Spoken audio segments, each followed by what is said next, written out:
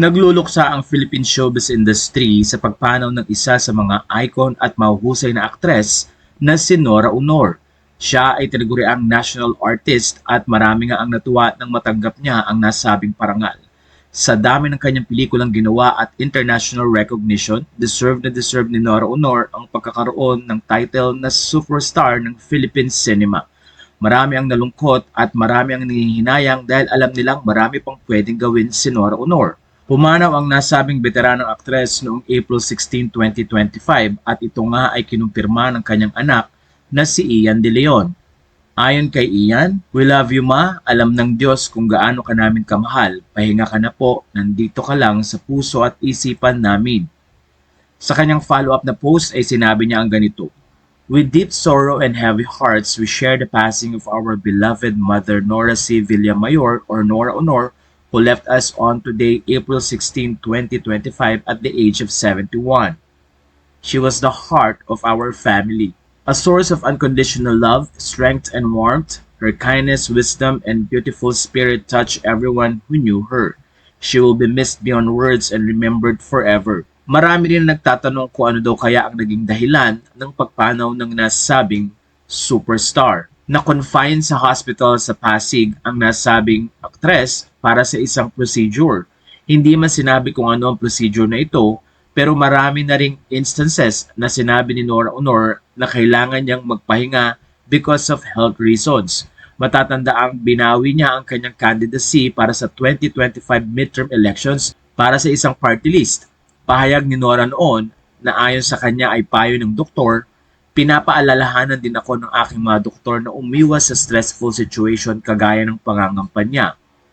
At early February 2023, sa pamamagitan ng interview with Boy Abunda, sinabi ni Nora Aunor ang ganito, "Died for 3 minutes." Na kung saan ay dinala nga siya sa ospital dahil nakaranas ang nasabing superstar ng low oxygen level.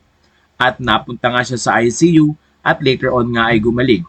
Pero after 2 months, April, doon na nga binawian ng buhay ang nasabing ultimate artist. Marami ang nanghinayang sa kanyang pagkawala at inalala ang napakaraming pelikulang kanyang ginawa. Matatanda ang nagsimula si Nora Aunor mula stage plays hanggang sa napunta siya sa telebisyon at paggawa ng pelikula.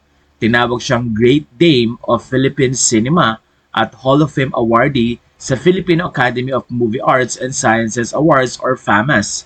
Talaga namang napakahusay niya pagdating sa pag-arte kaya naman hindi ito pinapalampas ng napakaraming award-giving body sa Pilipinas. Nanalo siya sa tawag ng tanghalan noong 1967 at kinantangan niya ang Moonlight Becomes You.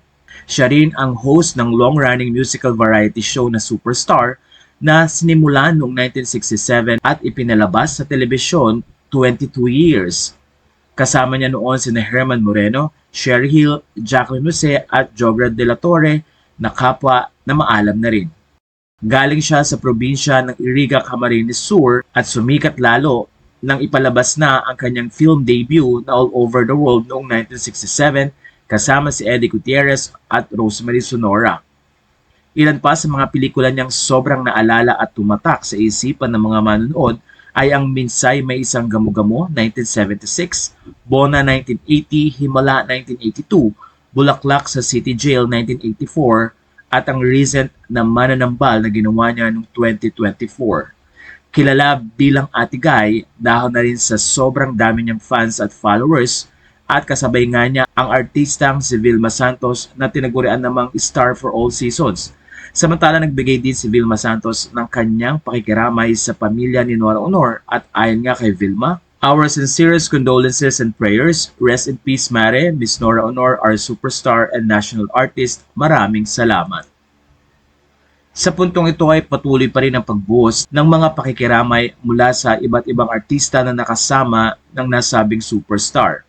Ilan na nagtatanong kung ano daw kayang procedure ang ginagawa kay Nora sa nasabing ospital pero hindi nga ito dinisclose ng kanyang pamilya. Kamakailan ay nakatanggap din ng Best Actress Award si Nora Aunor sa PMPC Star Awards. Sa isang interview ng Philippine Daily Inquirer, sinabi ni Nora Aunor ang ganito, "Time will eventually come when I will have to stop working. Pinag-iisipan ko na ngayon kung paano ko gagawin ang pag-exit ko sa industriya.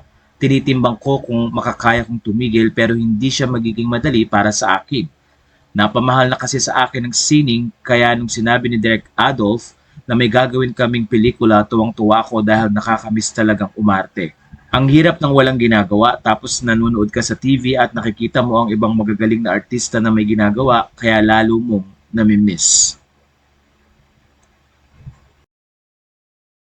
Matatanda ang taong 2022 nang binigyan na siya ng National Artist for Film and Broadcast Arts na noon nga ay presidente si President Rodrigo Duterte. Sinabi naman ni Nora Honor ang ganito: "This past few days, I have been battling an illness. This was also the reason I was not able to attend the actual ceremony in Malacanang. I feel much better now. I thank those who have sent messages. The life and art of Nora Honor that you have loved so much since I first tried my luck in music and acting several decades ago. I'll continue to offer them to you." Naiwan ni Nora Honor ang kanyang biological son na si Ian De Leon at ang mga anak na sina Lotlot at Matet De Leon na kung saan ay inadapt niya kasama ang ex-husband na si Christopher De Leon. Meron pang dalawang adoptive sons si Nora. Ito ay si Kiko at si Kenneth De Leon.